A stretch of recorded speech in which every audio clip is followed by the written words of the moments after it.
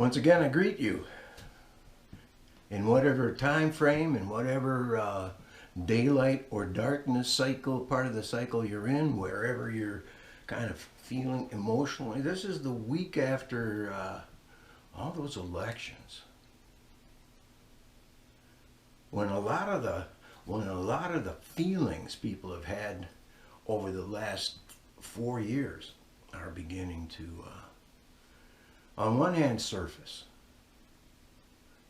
and on the other hand, ease off enough. Sometimes we have to have just that little break in our feeling set to be able to make some changes, okay? So here we are. What I said last time is we'd be talking about what Christians need from God and how what our lives are actually like have to do with whatever God's doing. And we said we'd talk about forgiveness. To forgive. You know, it's funny because what we do is we put forgiveness in the context, in a real individual context. In other words, I'm hoping when I forgive you, I won't be as pissed at you as I was before. Or I'm feeling guilty because I'm mad at you. So I forgive you hoping that that guilt will go away.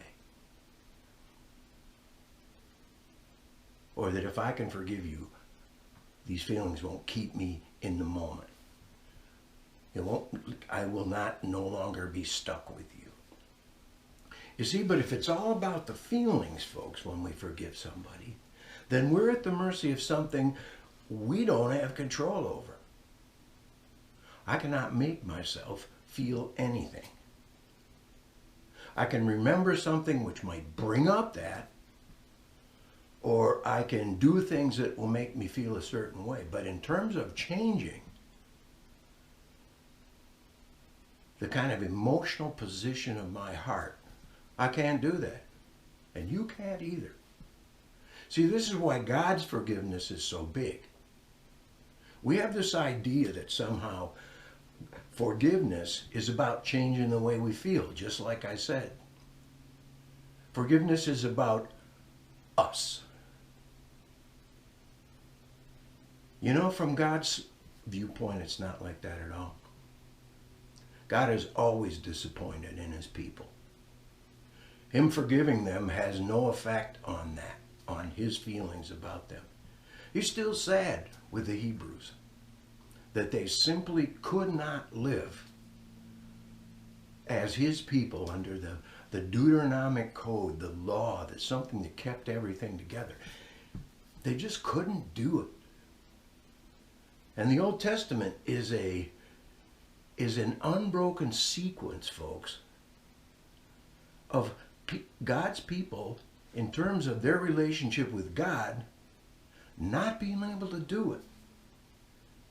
Even on a structural level, what they set up with the kings. See, it started out, it was them and God.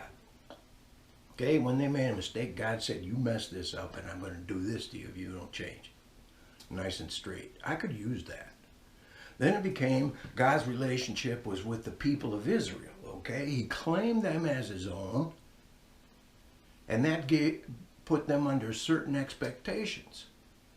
Okay, and when he got them, first they had Superman, they had big shots who would direct them. They had Moses, they had Aaron, they had all those rock stars of the Old Testament. Well, somewhere in there, they kind of moved into the spot where they had a group of judges that made those decisions. And it was no longer about keeping people in sync with God. It was about them not wiping themselves out with their idiotic behavior. Okay, the judges, and you can read about it, had nothing to do with forgiveness. Okay, it was simply proclaiming. Well, that wasn't good enough for them either. They couldn't do that. And the people said, we don't want that. We want somebody to have your power on earth the way all of our neighbors do. So they wanted a king, in the hope that the king could do what their God, had been doing at the beginning, and that is be the voice for him. Once again, that had nothing to do with forgiveness. All during this, God is showing himself as a betrayed husband. The scriptures are full of these. I was your husband and I loved you, but you ran away and you misbehaved and you committed adultery under every green tree, which is talking about idol worship. The idol worshippers would do that out underneath the terebinth. Okay? No, he's saying that the whole Old Testament. He's beginning to be depressed. And finally, his people have finally augured in. By 600 AD, he doesn't care about forgiving them anymore. What he wants them is he's going to let the world have at it with these folks. Okay? And what that means is that the Assyrians and the Babylonians and the Egyptians are marching in and out through their country till they have absolutely nothing left. The temple is gone. The law is gone. Everything is gone. What does forgiveness look like during that time period? While he hasn't given up on them, his relationship has changed. They're scattered. None of the things that they saw themselves as doing was doable. And why? Because God had failed them? Because God didn't like them anymore? Because God was mad at them? Nope, it was nothing about that. It was about no matter what God did, his people would not change. And it finally got to the spot in the time of Jesus Christ where God changed his mind about all that. And that's the point of this long thing here. At the time of Jesus, in the sending of the Messiah and his sacrificial death and his resurrection to new life, God in fact began forgiving us. And here's what it means. What it meant was that he was not going to forgive a debt is not the same as forgiving a person. It's to take it out of the way, isn't it? If I forgive your debt, then you don't have to pay me. Okay? If that is the one we don't understand. If you hurt me and somehow I want my feelings to change and all that, and I've got a thing in the back of my head that says you either forgive him, you make that feeling go away, or you're on the wrong side of the line between righteousness and unrighteousness. Okay, if I think forgiving's about changing the way I feel about you, I'm going to be stuck. In these days, forgiving is not about how we feel about each other. There's a woman I heard on the radio from Pennsylvania, and she was an Amish mother of 2 children, where a gunman had broken in to the Amish school where there was 30 young children. And he went in there and he killed every single one of these kids. And somebody came and interviewed this woman and said, what do you do with this? And she says, well, as followers of Jesus Christ, what we do is we forgive them. And the guy said, forgive them. This guy killed your children. How are you going to change the way you feel about that? She said, and this is interesting because Amish are usually not wrong about scriptures. She said, that's human. That's the limited part of us. What we have done in forgiving these people is to renounce the right to revenge. We don't want revenge anymore.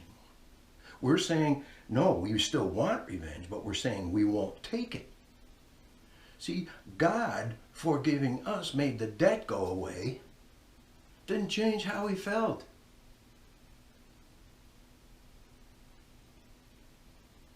Forgiving is about not exacting vengeance. See, what he says is, I will never do that to you again, because I have forgiven your debt and your sin. He says, I'll never do that again. What if we too stop thinking about that? And I don't know about you, but my social world still in shambles because of the politics of the last 4, 5, or 6 years. It's still in shambles. Okay, all kinds of relationships are stressed. All kinds of people have said things and done things to me, and I've done things to them, and I've seen them as my enemy, and they've seen me as theirs. And somehow we're supposed to be okay. What if we started with forgiveness? And that means not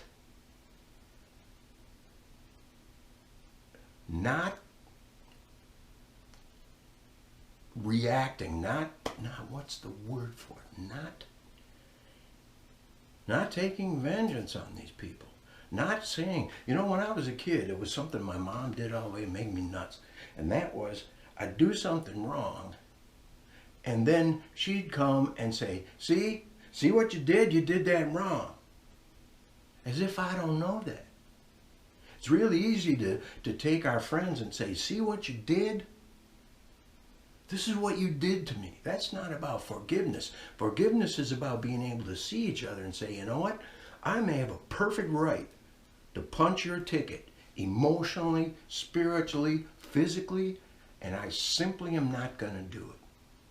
I renounce that. I start not with how I feel, but saying, I will not punish you for what you've done to me. You see, we can make that kind of decision. Because it's an action step for a human being. I will not punish you for what you've done to me. I will let that be and start even. Will my feelings change? Well, they certainly might. What I know is when I don't have to plan the destruction of my enemies, and I don't have to fear what they're doing, my feelings do in fact change. See, forgiveness is about getting things that are in our way out of our way. Just to wind this up, if we forgive as God forgives, it's not about changing the way we feel. It's about making the decision that these people and those events, those injuries, will no longer have the power to motivate us to do something destructive. Well, I don't know if that's helpful or not, but it's certainly some of the things I've been thinking about. And I look forward to getting together with you again. My name's Reed Shore. I'm here in Rhodes, Michigan, and I wish you all the best.